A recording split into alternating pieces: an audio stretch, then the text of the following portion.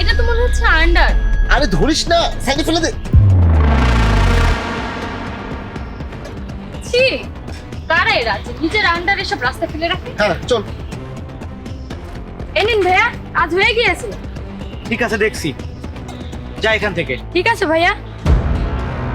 এই ফোনে সামিয়ার সব ছবি চলে এসেছে। দেখি আমাকে রাতে ঘুমিয়ে যাওয়ার কথা বলে কার সাথে কথা বলে, আর সামিয়া আমাকে ঠকাচ্ছে কিনা। তার মানে সামিয়া এতদিন ধরে আমার সাথে সিট করছে, কিন্তু এবার আর না। আসসালামু আলাইকুম ভাইয়া। ওয়ালাইকুম আসসালাম। আরে তুহিন এসেছো, এসো বসো।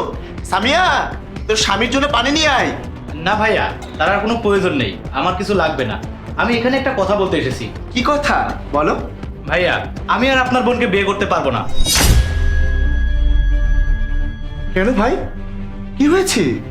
তুমি এসব কথা কেন বলছো? আরে তুহিন, তুমি কি পাগল হয়ে গিয়েছো নাকি? কি সব আবল তাবল কথা বলছো? সবাই জানে আমরা একে অপরকে অনেক ভালোবাসি আর আমরা বিয়েও করব।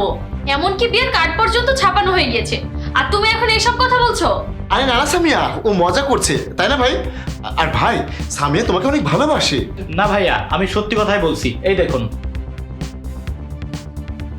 এই দেখুন।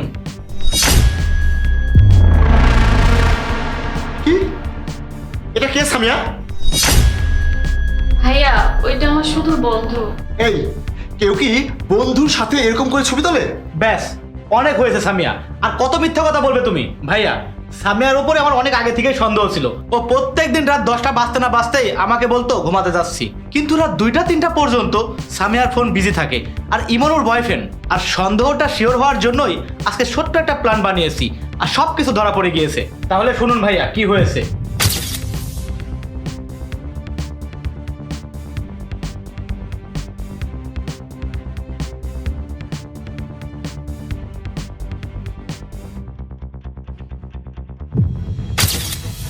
সি সামিয়া, সি, আমি তো তোর কাছে এটা আশা করিনি।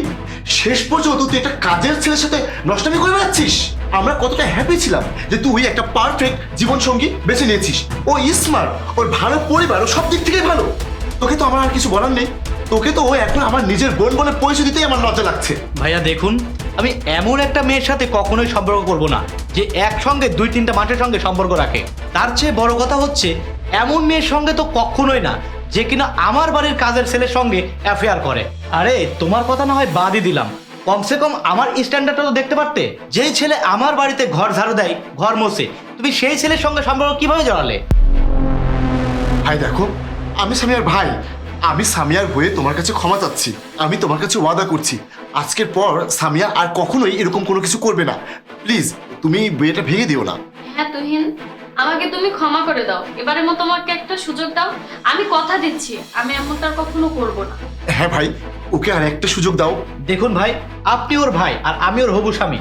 আপনি ক্ষমা করলেও আমি ক্ষমা করতে পারবো না। কাল যদি আমার বাড়ির লোক জানতে পারে যে আমি এমন একটা মেয়েকে বিয়ে করেছি যে কিনা আমার বাড়ির কাজের লোকের সঙ্গে সেটিং দিয়ে রেখেছে, তাহলে তো আমাকে বাড়ি থেকে বের করে দেবে। আপনি আপনার বোনকে সামলান। এবার তুই খুশি তো? ভালো একটা ছেলের সাথে তোর বিয়ে হতে যাচ্ছিল, আর তুই তুই তো নোংরামির জন্য ওকে হারালি। এবার তুই চাকরকে নিয়েই থাক।